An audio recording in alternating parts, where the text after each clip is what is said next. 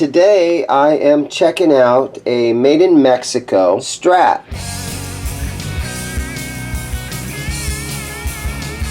So it came in and the volume pot, half the pot is broken off here.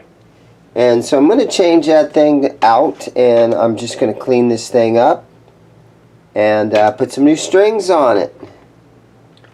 Yeah, so a pretty nice looking fret job on this thing. Overall, the frets are kind of small, kind of tiny. This is made in Mexico. So you can see we got the ceramic pickups with the 2 magnets on each side, so that all looks good. We got the 250K pots inside here. And whenever you see the 3 holes right here, where I guess the CNC machine would hold that all together, here's the little tag from Made in Mexico. Yeah, all made in Mexico. And so I'm going to go ahead and I am going to fix this volume pot right here and put another one in. And so let me turn on my soldering iron. I'm going to do that real quick.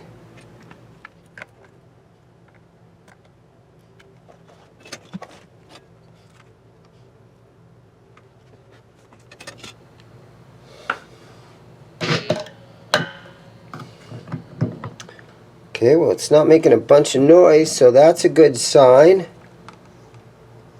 Okay, so let me tap on it with something here.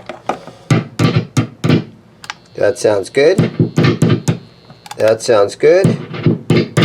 Hey, we're in good shape. Okay, so now you can see a couple little indentations on the first 3 or 4 frets here. And this is one way that one thing that I do that kind of clean the frets up a little bit is I have a little tiny bit of 800 grit sandpaper here, and I put my little guide across here that keeps you from scratching the fretboard, and I just kind of polish these babies up a little bit. And 800 grit, it's not real heavy, and I don't want to completely flatten the frets. But what this does is it kind of takes off a lot of the dirt, and it kind of shines it up real nice, and it kind of smooths out a little tiny bit of some of those dents that the strings cause. And so you don't want to do too much, because like I said, you'll flatten these things out.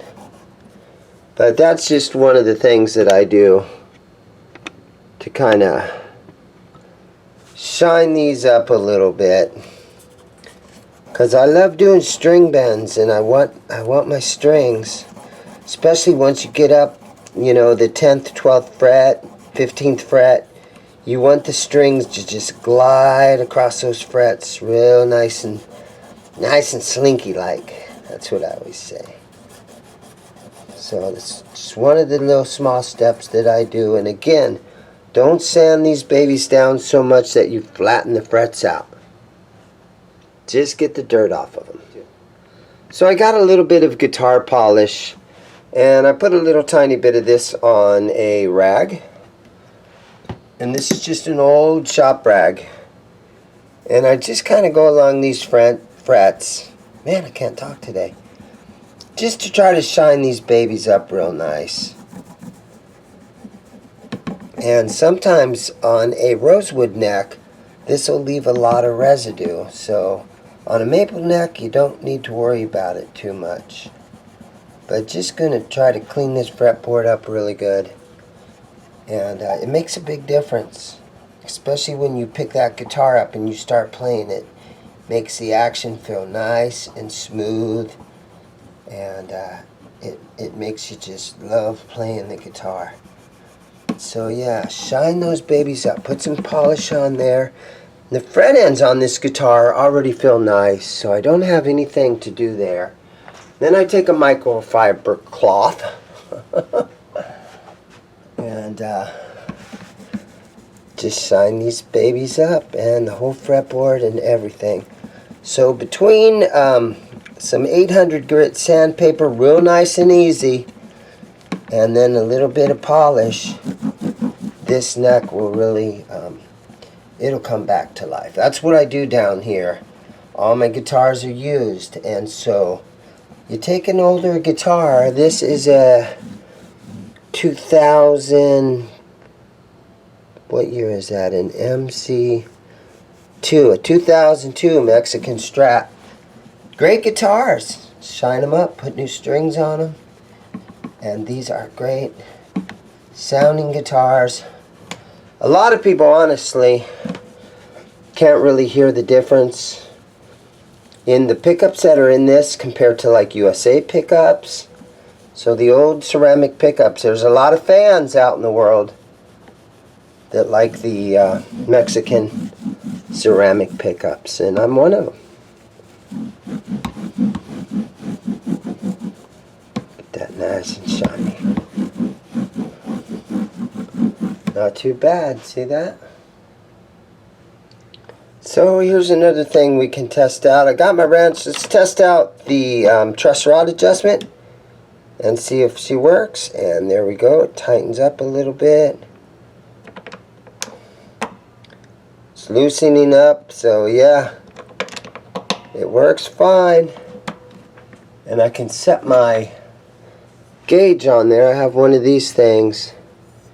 And I can set it on there and go ahead and get this thing nice and flat. And it's already pretty flat. Let's tighten it up just a tiny bit more. A lot of guys are afraid to adjust their truss rod. Don't be afraid to do it, guys.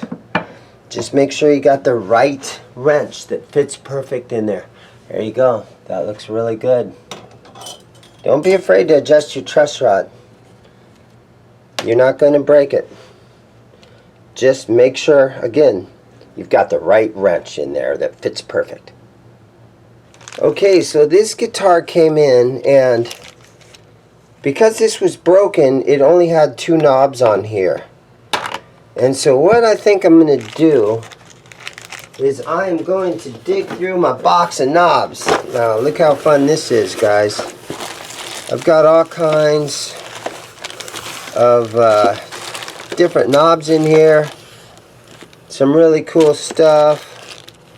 Just a lot of generic stuff. And I think what I'm going to do is something like this. Well, no, I don't even want to do that. I think I want to do these, which is just your generic black Stratocaster knobs. Let's see if these things fit on here.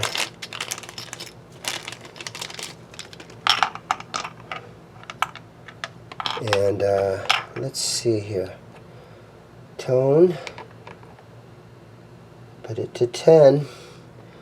Just make sure everything's turned up all the way, and then you put the 10 facing you. There you go. There you go. That looks good. And then these old ones here, they came off. Oh, I have this little fun box of knobs, and I just throw them in there and save those for another day. Okay, so my string choice today, I am going to put on Dunlop 10 through 46, and because I'm a Dunlop dealer, these are the most affordable strings on the market from, you know, as far as good quality strings. And I have never had any complaints with Dunlop strings. Great strings. They sound good. I think they play good. I think they last a long time, and they are very reasonable. Now, if you're a kind of guy that wants to loves the feel of a fresh set of strings, then Dunlop might be the way to go, because you can, if you enjoy restringing your guitar and you love the feel of a fresh set, then if you go with Dunlop, it's going to cost you a lot less money. That's looking good. Now, another thing that I do is I always put a little tiny bit of this nut sauce on the nut, And especially the G string needs a lot, but it keeps the nut lubricated, and it will help when you do a string bend. It'll make sure that the string returns back into proper pitch, because it won't get hung up in the nut. So you want your strings to move through the nut really well. So always put some of that nut sauce on there, and just for that. Alright guys, so I'm tuning up this Mexican Strat. Got it all soldered up, put the new strings on it. These tuners feel good on this thing. Nice, it's a pretty clean guitar. But a couple scratches here and there doesn't usually bother me too much on something like this. And you know, the thing about these Mexican Strats is they are quality professional instruments. And let's say, for example, Joe Bonamassa is out on his cruise, and for some reason his collection of antique guitars all falls overboard, and it's like flotsam and jetsam rolling around on the ocean, and he's like, well, I can't go on because I got nothing to play. You know, let's say somebody like Samantha Fish or somebody hands him a Mexican Strat, and she's like, here you go, Joe, you can play this Mexican Strat. Now, Joe's going to be extremely upset that his guitar collection's rolling around out in the ocean, but he would get on stage and he would strap on this Mexican Strat, and he'd make it sound just as good as all those expensive classic guitars that he is playing every day. Not that I'm ripping on those classic guitars, because I wish I had a couple of them.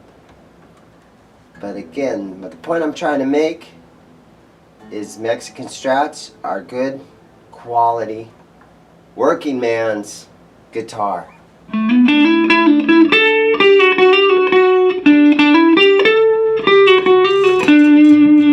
There you have it, guys. Thanks a lot for watching. Oh, and by the way, I got my new ZIMM'S Guitars t-shirts available on Teespring. There'll be a link in the description, okay?